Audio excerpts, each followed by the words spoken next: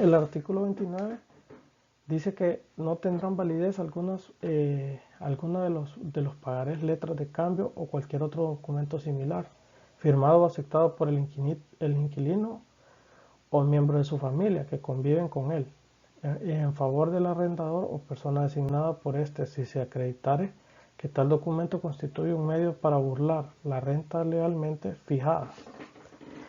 El artículo 30 nos dice que el contrato de subarrendamiento se rige por las mismas disposiciones que esta ley establece para el contrato de arrendamiento. Entonces la sección segunda del arrendamiento de los mesones.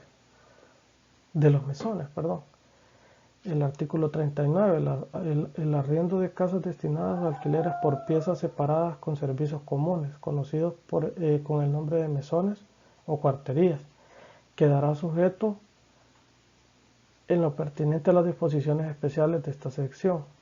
El artículo 40 dice que pueden intervenir en el arriendo de mesones y quedan sujetos a estas disposiciones el arrendador, el mesonero y el subarrendatario.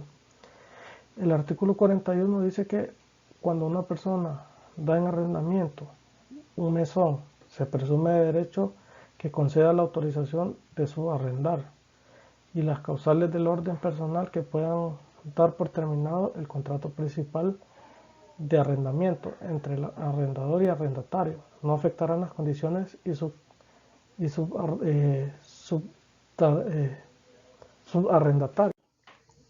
El artículo 42 dice que el mesonero es la persona que tiene a su cargo la vigilancia y cuidado del mesón. Cuando esta persona ocupe una de las piezas sin pagar el efectivo en alquiler, no se entenderá que tiene la calidad de inquilino, salvo que así exprese en su contrato de trabajo y el arrendador del mesón declare que la habitación es cedida como parte de remuneración. El artículo 43 dice que el contrato celebrado por un inquilino de una pieza de mesón se entenderá que continúa con el grupo familiar que con él convive en dicha pieza, en los casos de muerte, incapacidad o ausencia prolongada de aquel. Para gozar de este beneficio, el inquilino señalará en el contrato o designará por el escrito del juez.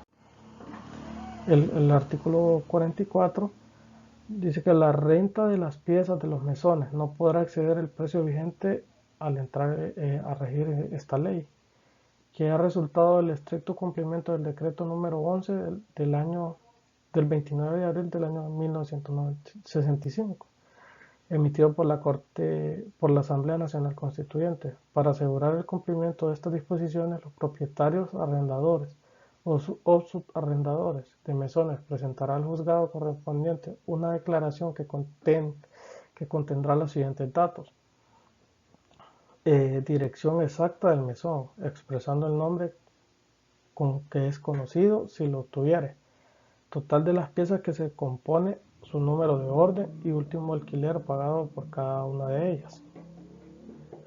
O sea, prácticamente es la información del mesón, de dónde está ubicado y todo.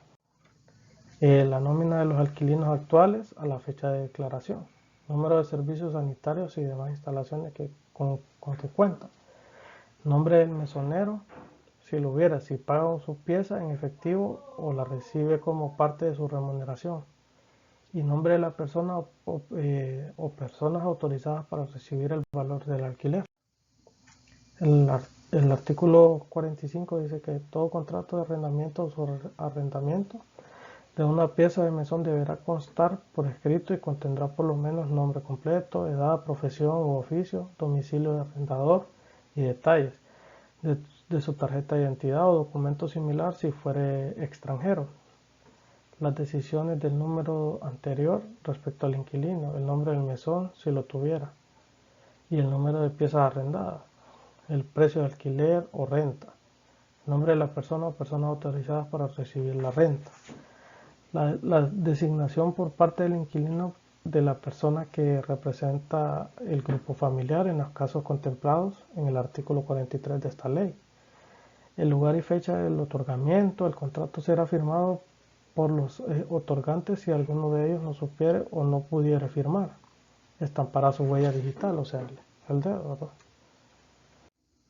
¿verdad? De la expiración del arrendamiento. Los arrendamientos y subarrendamientos expiran por convención de las partes o por sentencia en los casos siguientes. Por mora en el pago de la renta, entendiéndose que incurre en la mora el inquilino que no paga la renta o no deposita donde corresponde dentro de los 8 días siguientes a la fecha de vencimiento de 2 mensualidades.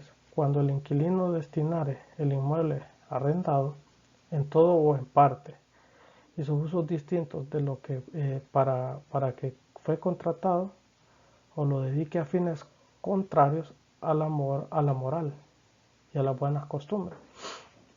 Eh, por almacenar en el inmueble arrendado sin conocimiento escrito del arrendador sustancias inflamables, explosivos o materiales que puedan dañar el inmueble, por destrucción parcial que haga inhabitable el inmueble o parte del mismo. Cuando el inquilino cause la vivienda o local deterioros provenientes de su negligencia o de contravención a los términos del contrato respectivo o de los reglamentos sanitarios distritales o municipales, exceptuándose únicamente de mérito normal debido al uso al que el bien arrendado de destino conforme al contrato. Número 6. Cuando el arrendatario hiciere sin permiso escrito el arrendador modificaciones o alteraciones en el inmueble arrendado.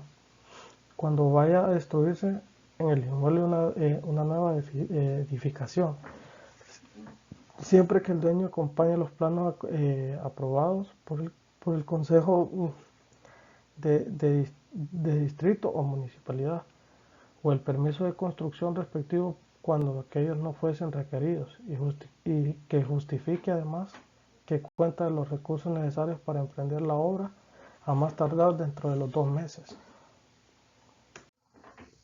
Las sanciones. El artículo 73 nos dice que las infracciones a esta ley no sancionadas específicamente en otras disposiciones de la misma lo serán de conformidad con los artículos de este capítulo.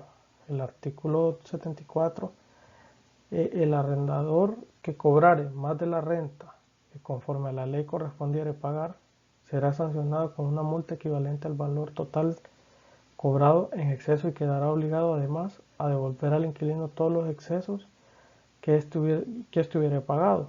La devolución al inquilino podrá hacerse por pago efectivo o por compensación por los alquileres futuros. Artículo 77. La obligación de pagar las multas y el derecho de cobrar el exceso en el pago de la renta prescriben a los 2 años. El artículo 78 dice que las multas impuestas de conformidad con la ley ingresarán a la erección nacional.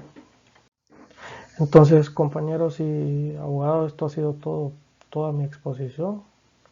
Espero les haya aclarado una duda ahí que tuvieran. Buenas noches, fue un placer.